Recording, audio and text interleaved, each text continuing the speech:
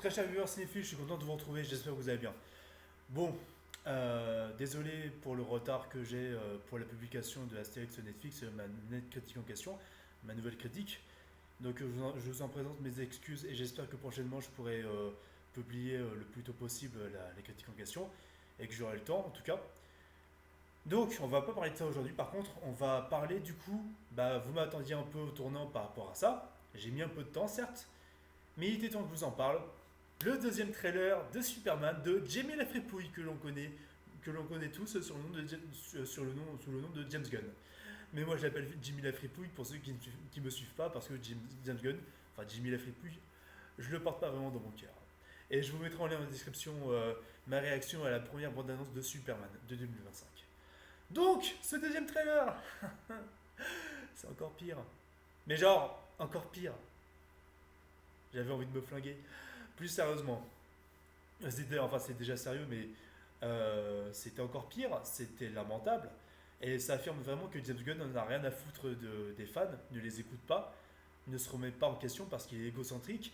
Il a un ego de starlet, d'auteur à la con, et on laisse trop de liberté à ces gens-là. Parce que, certes, des auteurs machin dans un blockbuster, ça peut être intéressant, mais quand ils respectent, on va dire, certaines règles, c'est-à-dire respecter le fond de la licence à la base, et aussi respecter, on va dire, l'accès au grand public, ce que James Gunn ne fait absolument pas.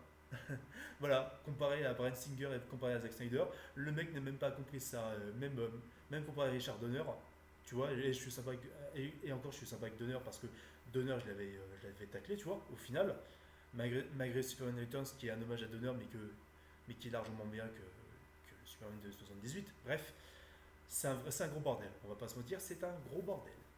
Donc en espérant que mon ordinateur ne plante pas, parce que je suis un peu en haute tension, parce que mon ordinateur arrête pas de planter et de surchauffer. Déjà, on va parler de crypto. Bah oui, James Gunn, il sait que ça nous énerve, il le sait qu'il veut nous provoquer futilement. Donc, je suis désolé quoi. Je suis désolé. Crypto, tu vois, s'il avait assumé jusqu'au bout Crypto, dans sa scène où tu as justement les méchants qui attaquent la forteresse de solitude, t'as Crypto qui, ça, te bondit sur des méchants, machin, ok, comme un yinche.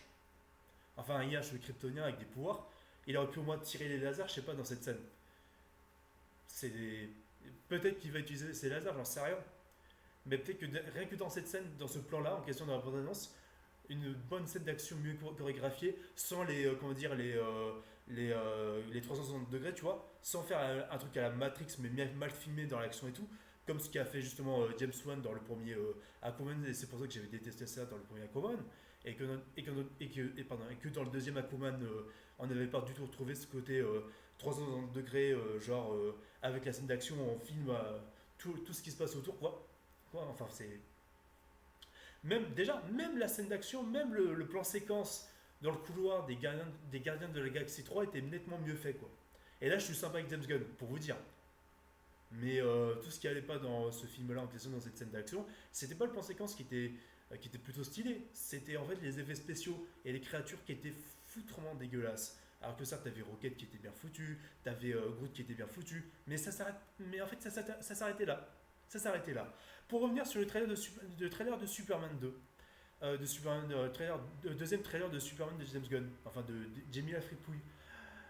Il faut que je me calme. Déjà, on avait vu dans l'extrait qu'il nous avait dévoilé de 5 minutes que, bon, Crypto, il aboie, et forcément, comme c'est un chien kryptonien, il peut rentrer dans la forteresse pour transporter Superman, machin. Mais, expliquez-moi comment, quand c'est Alors, expliquez-moi comment, si c'est Superman, un kryptonien, et son chien qui est kryptonien aussi, crypto, comment les deux, expliquez-moi si les deux, ils ouvrent la forteresse, et avec les robots de service qui sont à l'intérieur. Expliquez-moi comment Lex Luthor peut rentrer aussi facilement dans la forteresse de solitude, alors que tu as les robots, certes. Bon, peut-être que c'est une magouille, peut-être une sorte de braquage, pas une sorte de braquage, pardon, une sorte de, comment dire, de, d'infiltration avec les technologies. Je sais pas comment Lex Luthor peut, je sais pas si c'est une incohérence ou pas, mais déjà, Lex Luthor qui peut rentrer aussi facilement, alors que tu as une technologie de bâtard dans la forteresse de solitude, tu as les robots de service, et quand les robots de service, ils peuvent pas se dire ah, il y a Lex Luthor qui rentre. On sait pas comment ce sera réellement dans le film, mais déjà, dans le choix des images qui sont montrées, c'est un peu chelou et assez douteux de la part de Gunn. Déjà, les robots, ah oui, pour revenir juste sur un extrait, bon, je vous mettrai en lien en description aussi la réaction que j'avais faite, justement, pas la réaction, mais l'analyse où justement il y avait cet extrait-là avec justement Crypto qui sautille sur Superman comme une merde, tu vois. Déjà un gros crash à la gueule de Superman, et en plus, c'est ça le truc, c'est qu'en plus, les robots, il y a un gag dans cet extrait de 5 minutes où en gros, t'as un robot qui dit à Superman: ah bah pas besoin de nous remercier monsieur, on est des machines, on est très neutre, on n'a pas de sentiments, on n'a pas de personnalité, on n'a pas d'émotion. Et là, t'as ce robot là qui présente à Superman une nouvelle robot qui vient d'arriver, machin, peut-être qui vient d'être fabriqué, va savoir. Ou alors, peut-être qu'encore une fois, il existe déjà une seconde Krypton avec les surveillants de Krypton, avec Supergirl, machin de mes couilles. Pour ceux qui n'ont pas lu les comics, c'est compliqué à dire, mais en gros, voilà, d'autres Kryptoniens avaient survécu, mais du coup, Supergirl fait partie de ces survivants-là. Bref, pour ceux qui n'ont pas lu les comics, c'est compliqué à expliquer, mais allez vous renseigner dessus. Et même s'il y a des fans, et d'ailleurs, s'il y a des fans de comics et de Superman qui sont dans les commentaires, n'hésitez pas à clarifier plus en détail ce genre de choses-là. Bref, un bordel. En fait, et déjà, en fait, la robot qui dit, du coup, qui voit Superman et qui lui dit, et qui commence à dire: ah, il m'a regardé, voilà, comme si elle était séduite, quoi. Comme si elle était hypée, si elle était, comment dire, comme une femme girly, contente que Superman lui ait balancé un petit regard. C'est compliqué, James Gunn, parce qu'avec son humour complètement contradictoire et très beauf et très gamin et infantile, ce genre d'humour de mécanophile, je sais pas comment expliquer ça, mais un coup, t'as un James Gunn qui fait des blagues 100% woke et pro-woke, comme là par exemple de ce que je vous ai expliqué, de ce que je vous ai expliqué là. Soit t'as un James Gunn, comme dans la bande-annonce de Peacemaker saison 2. Je vais pas en parler beaucoup parce que j'ai même pas vu la saison 1, il est hors de question que je regarde Peacemaker. Euh, T'as une blague où t'as carrément, accrochez-vous, hein, t'as carrément une blague, enfin t'as d'un côté une blague quand même, où t'as un commando de méchants, et en fait t'as le chef du commando qui dit ah ouais, le noir, l'asiate, c'est dans le trailer, hein. Et t'as tout le monde qui dit ah, c'est quoi ces surnoms racistes, machin, et t'as justement le chef du commando qui dit: ah, moi je suis pas né du tout pour le progressisme, enfin je suis pas né, comment dire, pour être dans cette bien-pensance à la con. Donc c'est ça que je comprends pas de la part de James Gunn. Un coup il fait des blagues comme ça, et un coup il fait dans l'inverse, quoi. Faut juste faire un juste milieu et être cohérent à un moment donné, quoi. Et oui, je sais que James Gunn, bon, il a fait une blague Peacemaker, machin, de ce que je vous ai dit. Ça aurait pu me plaire, mais bon, tout ce qui va pas, c'est le reste avec James Gunn et le MCU. Et le DCU, pardon. Et DC, excusez-moi. Dans le sens où t'as carrément Hot Girl dans ce trailer-là qui parle, oui, je fais une parenthèse avec Peacemaker, t'as Hot Girl qui parle de son cul, Guy Garner qui fait l'ignorant qui aime juste bouffer. Laisse tomber, quoi. Laisse tomber. Et aussi d'ailleurs le casting de Maxwell Lord, l'un des méchants de Wonder Woman, qui est très mal choisi. Comme par hasard, c'est Sean Gunn, le frère de James Gunn. Copinage de mes couilles. Parce que ce qui marche pas en France, c'est qu'il n'y a que du copinage dans le cinéma français. Et s'ils commencent à faire ça aux USA. Bref, on va revenir. Pardon pour cette parenthèse, on va revenir sur le deuxième trailer de Superman. Euh, Déjà, les images à 360 degrés dans les scènes d'action, c'est vomitif. Bon, je sais que The Flash, c'est pas un exemple en termes d'effets spéciaux, certes, il est vrai. Mais excusez-moi, en termes de design, trop comics accurate, non. Non, non. Ce qu'ils avaient compris avec Man of Steel, c'est qu'il fallait faire à la fois de la crédibilité et un respect des comics. Mais bon, je vais bien. Mais à un moment donné. Exemple, la Green Lantern dans les comics. D'accord, c'est très coloré, c'est pétant de couleurs. Ok, je veux bien.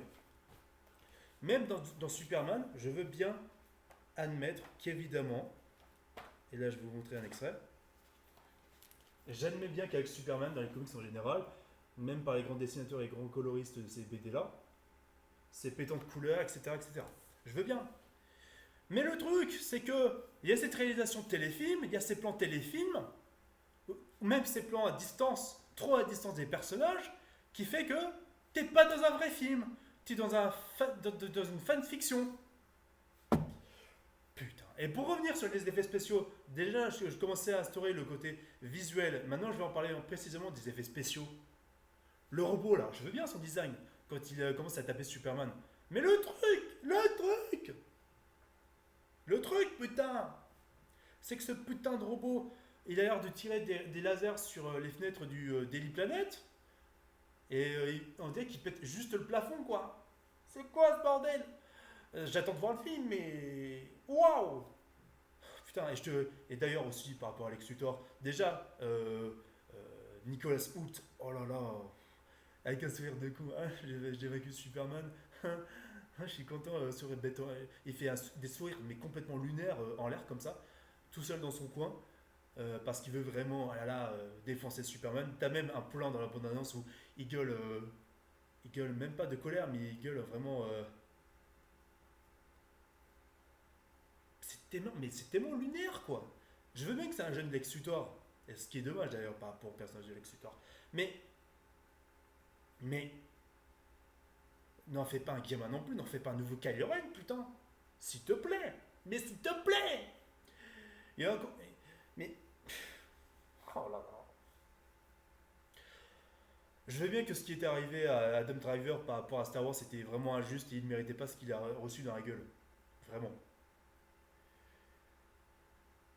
Et j'espère que Nicolas Hoult va pas avoir le même destin tragique que Adam Driver. Mais à un moment donné, James Gunn, faut savoir, faut savoir faire bien jouer tes acteurs. C'est pareil pour Adam Driver. Bon, Adam Driver a explosé certes dans sa carrière, mais Nicolas Hoult, Megan, c'est un mauvais réalisateur. Rien que dans la direction d'acteur par rapport à Lex Luthor, ça ne correspond pas au personnage qui est froid, calculateur, réfléchi, posé, patient. C'est ça Lex Luthor, putain. Et oui, d'ailleurs, pour ce qui est des pétasses là, de Lex Luthor, t'as l'une des prostituées, enfin même pas prostituée, mais l'une des pétasses à Lex Luthor qui fait un selfie comme ça, en voyant la destruction du Daily Planet. Alors, je vous mettrai en lien en description ma critique sur Superman Returns, film Superman qui est largement sous-coté.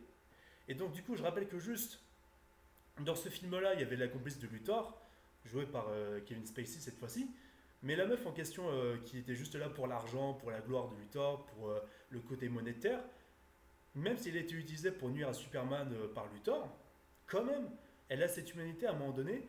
Elle a été sensible par rapport à la difficulté de Superman à la fin au troisième acte de Superman Returns.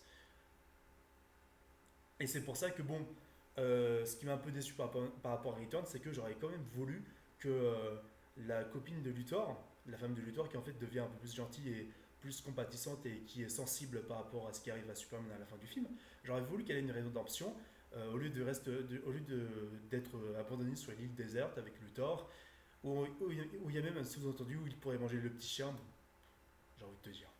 C'est dommage, j'aurais voulu une rédemption par rapport à la dame. Mais bon, là je parle de Returns pour ceux qui n'ont pas suivi. Bref, c'est dommage. Mais, je suis désolé quoi. Lex Luthor qui apparemment est un homme à femme, mais dans un film Superman qui est censé être destiné aux enfants. Hein. Je veux bien que d'ici c'est assez mature, c'est adulte à la base. Hein. Plus pour les pré-ados, jeunes adolescents. Enfin pré-ados, adolescents quoi. Mais n'empêche, certes il y a eu la série Justice League de Bruce Timm, la série 92 de Batman, qui ont donné un accès plus simple aux enfants par rapport à cet univers-là, mais n'empêche, tu peux pas faire un film coloré qui se dit pour les enfants, comme Superman Returns, alors qu'à côté, tu vas faire des blagues de beauf et tu vas troller ce genre de public-là, ce genre de jeune public, pardon, avec Lex Luthor qui se tape des putes, des prostituées à foison. Où est-ce qu'on va là mais où est-ce qu'on va? Qu'est-ce que c'est que ça? Et la pétasse qui fait son selfie, voilà. Ça doit être ça doit être tellement lunaire, son personnage, je suppose. Elle est juste là pour faire la conne, c'est genre, ouais, blague de James et tout. Mais James Gunn, t'es tellement boomer, Jimmy la fripouille. Oh, les blagues de beauf, oh mon dieu. Je rappelle juste que la complice de Luthor dans Superman Returns avait de la personnalité, avait de la sensibilité, tu vois. Même si, voilà, elle était juste la complice de Luthor, mais avec tout ce que je vous ai expliqué avant, mais waouh! Et même d'ailleurs, dans la Snyder Cut, pour vous dire, même si j'aime pas Jesse Eisenberg dans le rôle de Luthor, même si j'ai rien contre Jesse Eisenberg que je trouve excellent en tant qu'acteur, mais Luthor, à la fin, quand il y a des strokes dans la Snyder Cut, t'as certes Luthor qui est entouré de belles femmes, mais qui sont en cuir, comme si elles étaient habillées un peu en vigile, mais avec un côté androgyne, mais dans le sens où quand même, c'est comme si elles étaient des combattantes. Certes, c'est des meufs à Luthor, mais c'est aussi des gardes du corps, tu vois. Là, t'as, t'as cet enfoiré de James Gunn qui filme une pétasse en mode je suis un sci-fi, fuck, fuck les Daily Planet. Calme-toi, Raphaël. Calme-toi. Bon, forcément, avec les rumeurs qu'il y a par rapport aux spéculations autour de ce film-là de Superman de James Gunn, on entend que les réseaux sociaux seraient comment dire, assez importants dans l'intrigue, c'est-à-dire que Superman serait démoralisé à cause des réseaux sociaux. À quel moment, putain, c'est Superman, qu'est-ce qu'il en a à foutre des réseaux sociaux? Est-ce que Henry Cavill il en avait quelque chose à foutre dans Man of Steel? Enfin, je parle du personnage de Henry Cavill, attention, je parle du Superman en question, de Man of Steel. Est-ce qu'il en avait quelque chose à foutre? Parce que tout le monde le craignait, la menace, machin, dans Batman versus Superman. C'était même pas remis en question, ça. Enfin, si, c'était remis en question, mais c'était pas montré sur les réseaux sociaux, tu vois. C'était pas cette connerie en mode, ouais, Superman, c'est une petite merde, et t'avais pas Henry Cavill qui était en train de culpabiliser, qui était pas en train de chialer, quoi. Enfin, c'est lunaire. Je pense que le Superman de Henry Cavill, de Snyder, avait quelque chose de plus important, c'est-à-dire aller au procès, s'expliquer, se défendre, essayer de se défendre, quoi. Essayer de se défendre. Mais qu'il avait aussi cette frustration de ne pas en faire assez, quoi. C'est ça qui est intéressant avec le personnage de Superman. Et d'ailleurs, je vais venir sur un truc important. Oui, c'est vrai que j'ai fait beaucoup d'hors-sujet. J'ai pas parlé des effets spéciaux, vraiment en termes de visuel, c'est trop cartoonesque, t'as vraiment l'espèce de gros monstre là. Et en plus, t'as Superman dans une scène d'action vraiment absurde qui en fait tape sur le pif, pas sur la mâchoire. Normalement, un super-héros c'est censé taper là, tu vois, sur la mâchoire inférieure pour défoncer des gros monstres comme ça. Là, il n'y a même pas ça. C'est comme si James Gunn il veut taper sur les gens comme ça n'a aucun sens. Personne ne fait ça, tu vois. Sauf dans les sports cadrés comme ça, les vrais sports cadrés de combat. Mais en termes visuels, dans la mise en scène, c'est moche, quoi. T'as même le moment où t'as carrément Superman, en gros, qui tape sur les mains, hey, regarde-moi, qui fonce dans les airs pour essayer de défoncer le monstre. Ou je sais pas si c'est le robot, on verra bien dans le film en question. Mais déjà, Superman qui a ce genre de réaction, comment dire, trop humaine, dans le sens où il tape des mains, il montre son ennemi de le regarder, enfin il dit à son ennemi de le regarder droit dans les yeux. Ça me plaît pas déjà. Ça me plaît pas. Superman, il est plus modeste que ça.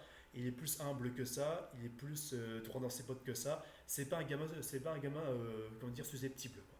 Et c'est ça le problème avec James Gunn, c'est qu'il va en faire un gamin susceptible, quoi. Je sais que c'est un jeune Superman qui commence et tout, mais à un moment donné, il est déjà crypto. Il a déjà la forteresse de solitude. Apparemment, on va avoir Supergirl. D'accord? Il est déjà en couple avec Lois Lane. Et en parlant de Lois Lane, déjà, comment ça se fait que Clark Kent, il fait exprès d'avoir une petite voix à la con, alors qu'il pourrait tout simplement avoir sa voix normale et pas forcer sur la voix de bouffon, quoi. Je sais pas si c'est par rapport à sa double identité, mais.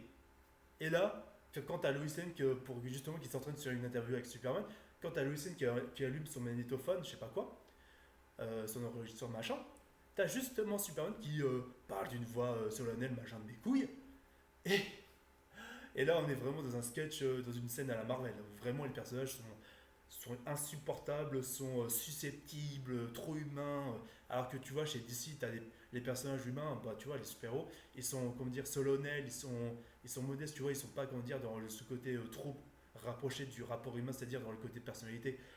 C'est plus humble, c'est plus, comment dire, mythologique que ça d'ici. Mais c'est même pas respecté par quelqu'un, putain! Parce que t'as une embrouille avec Lois Lane qui pose des questions chiantes à Superman de vous n'avez pas sauvé assez de gens comme ça, vous pouviez pas faire autrement. Et t'as Superman t'as Clark qui est blasé, qui lève les yeux.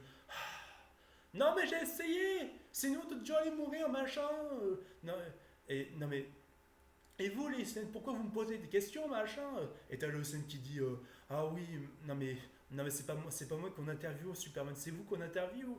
Oh ce genre de dialogue.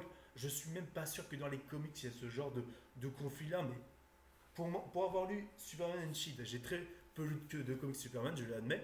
Je vous mettrai en lien en description le top 5 que j'ai fait sur les comics Superman que j'ai pu lire. Ça, là, t'as pas une Lois Lane qui casse les couilles à Clark Kent, à Superman, bon, qui casse les couilles à Superman, pardon, en mode, ouais, qui le fait culpabiliser.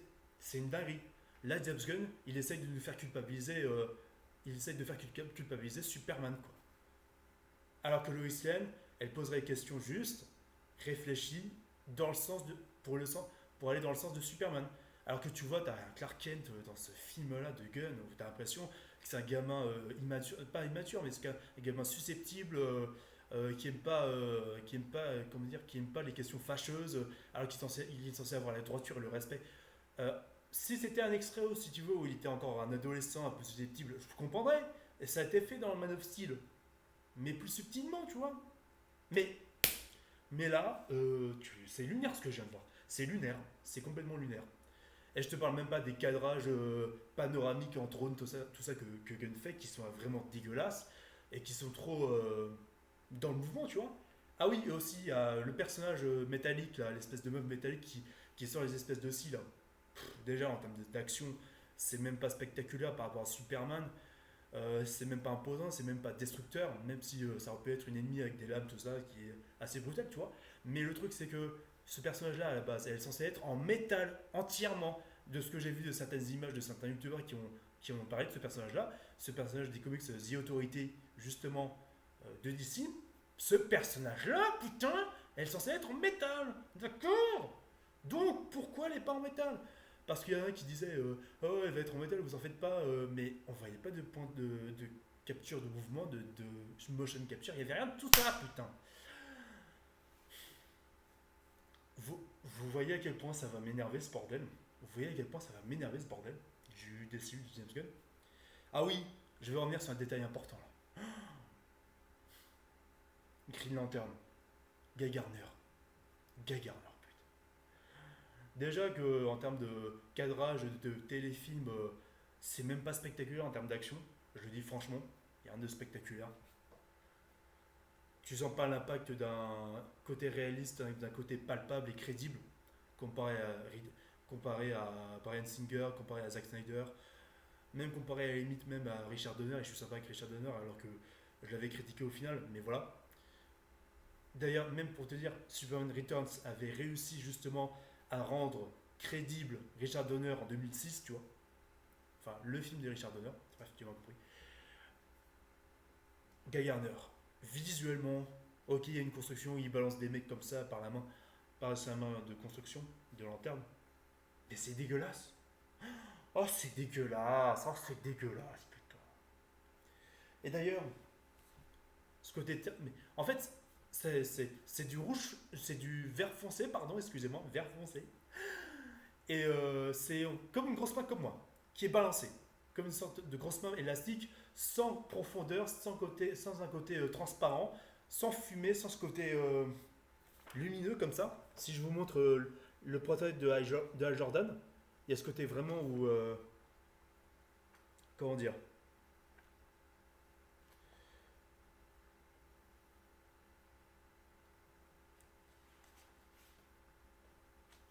Excusez-moi, hein. Excusez-moi, les mecs, mais.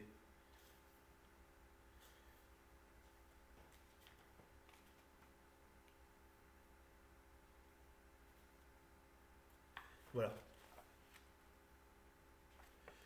Disons que, regardez cette construction.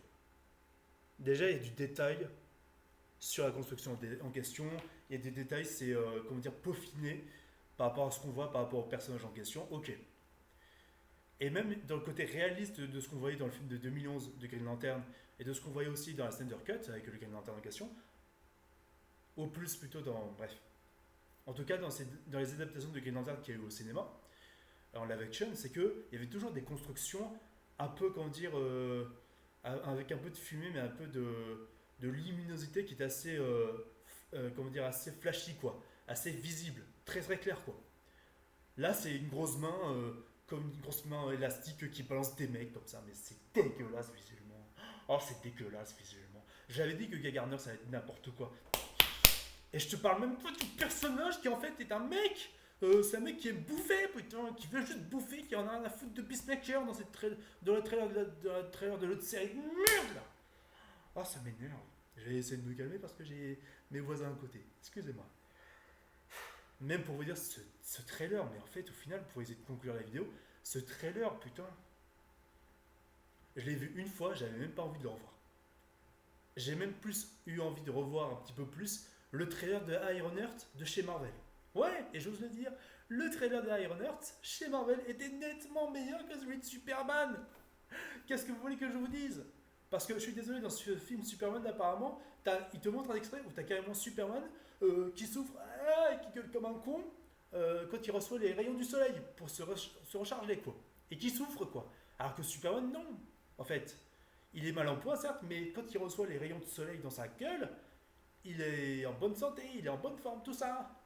Et comment dire, il reprend de la puissance. Il n'est pas en train de souffrir comme s'il cramait au soleil. Ça n'a aucun sens. Et j'ai vraiment l'impression que ce film Superman, ça va être un film où tu as tout un univers qui est déjà construit, mais un univers que tu n'as pas forcément vu au cinéma. Tu n'as pas forcément vu de film moderne Supergirl. Tu n'as pas vu de film sur Crypto.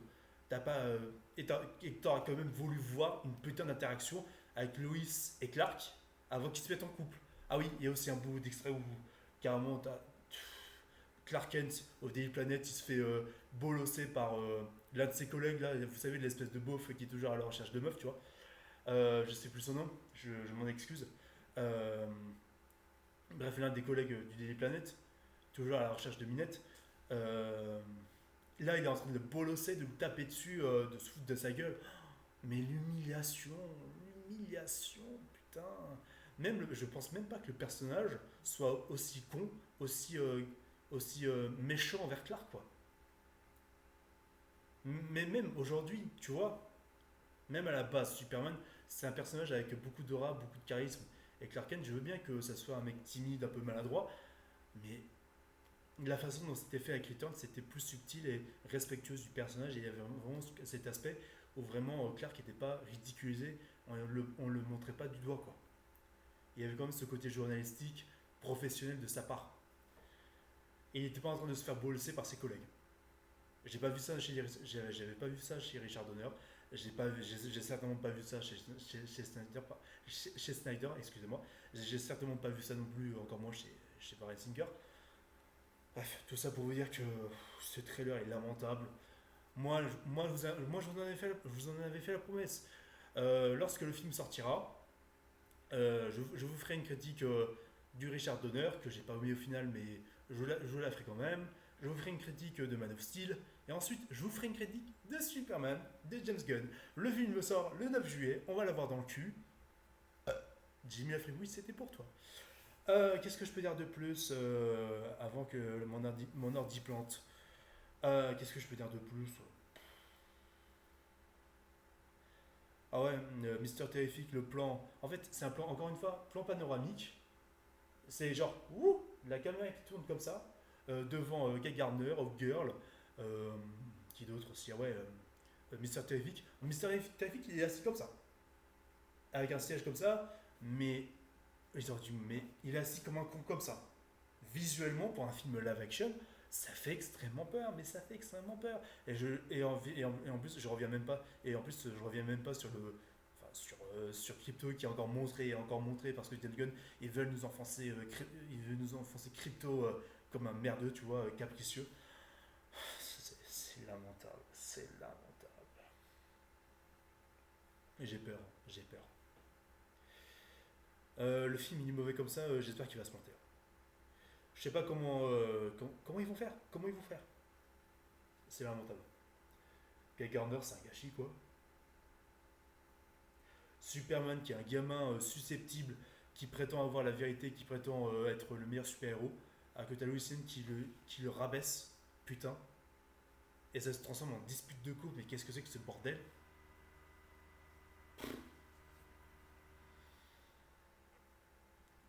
Oh.